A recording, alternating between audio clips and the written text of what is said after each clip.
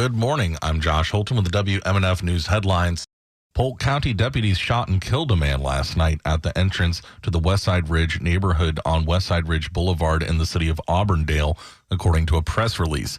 Auburndale police and Polk County Sheriff's Office deputies responded to an armed suspect identified as 55-year-old Angelo Theodore Curcione, who they say had a criminal history in New Jersey.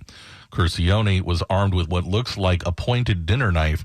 After deputies say he threatened officers and deputies with the knife, they shot and killed him. No officers or deputies were injured during the incident, which is being investigated by the 10th Judicial Circuit Officer-Involved Deadly Incident Task Force.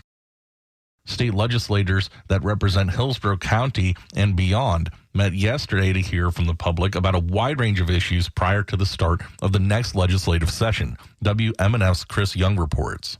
The meeting took place at the Tampa International Airport. Democrat Susan Valdez represents District 64. I'm looking forward to the work that we have here to do for this coming session.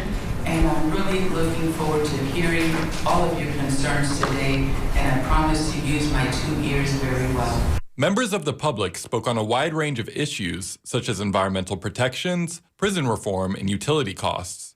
Allison Holmes called for better disability services for Floridians. Florida should fund disability services for the thousands and thousands of disabled Floridians, including JJ, who are on the med waiver waitlist. Her son, JJ, said he had been waiting on benefits for years. Democratic Representative Michelle Rayner responded. You come to Tallahassee year after year, committee week after committee week, and your pleas fall on deaf ears. But I can assure you there are people on this delegation that your pleas have not been falling on deaf ears. The legislative session begins in January.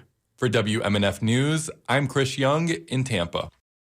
Florida electric vehicle owners would pay a registration fee aimed at helping make up for the lost gas tax dollars under a bill proposed yesterday by Clearwater Republican Senate Transportation, Tourism, and Economic Development Appropriations Chairman Ed Hooper. The proposal, SB 28, filed for consideration during the 2024 legislative session, seeks to impose a yearly registration fee of $200 on electric vehicles. That would be in addition to regular registration fees. The cost would go up to $250 starting in 2029. An annual fee of $50 a year would be imposed on plug-in hybrids. The legislative session will begin January 9th. The Senate, during the 2023 legislative session, unanimously approved a similar measure, but the bill was not picked up by the House. Florida uses gas tax revenues to pay for transportation projects, but a Senate staff analysis of the 2023 proposal said an increase in the use of electric vehicles could result in a 5.6% to 20% drop in motor fuel-based revenue streams by 2040. Pointing to a recent appellate court ruling in an Alabama case, a federal judge on Monday issued an order refusing to block a new Florida law, making it more difficult for transgender adults to access hormone therapy and surgeries. U.S. District Judge Robert Hinkle issued the order after indicating during a September 1st hearing that he would not issue a preliminary injunction against the law passed by the Republican-controlled legislature this spring and championed by Governor Ron DeSantis. The law requires patients diagnosed with gender dysphoria to sign informed consent forms crafted by state medical boards and more. Also under the law, only physicians, not nurse practitioners, are allowed to order hormone therapy. Hinkle in June blocked the ban on the use of puberty blockers and hormones to treat children diagnosed with gender dysphoria. The state is appealing Hinkle's ruling. The lawsuit was revised in July to add several adults as plaintiffs, but an August ruling by a 3-judge panel of the 11th U.S. Circuit Court of Appeals in an Alabama case changed the legal landscape on transgender issues, Hinkle indicated on Monday. A full trial in the Florida case is slated to begin on November 13th. The panel decision in Alabama reversed a judge's ruling that blocked a law banning gender-affirming care for minors.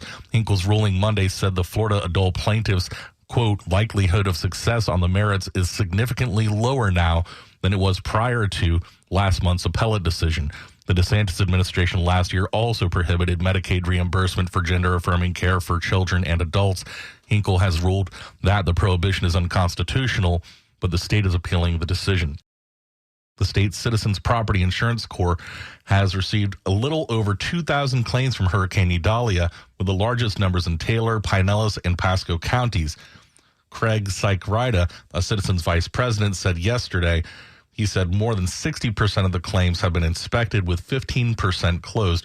The Category 3 Idalia made landfall August 30th in Keaton Beach area of Taylor County after moving up the Gulf of Mexico. It crossed through rural North Florida counties into Georgia, while Sykrida said Citizens continues to receive about 150 to 175 new claims a week from Hurricane Ian, which made landfall in September 2022 in Lee and Charlotte County before barreling across the state.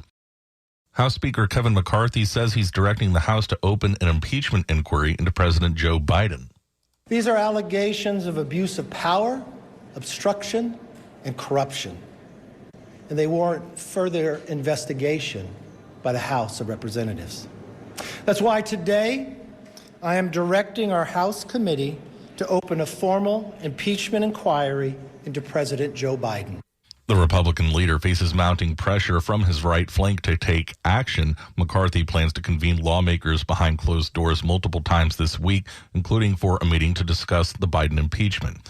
McCarthy also is struggling to pass legislation needed to avoid a federal government shutdown. It's a familiar political bind for the California congressman who's been juggling the impeachment inquiry and the government shutdown threat with no clear endgame. Minority Leader Hakeem Jeffries says that any impeachment proceedings against President Joe Biden is unjustified.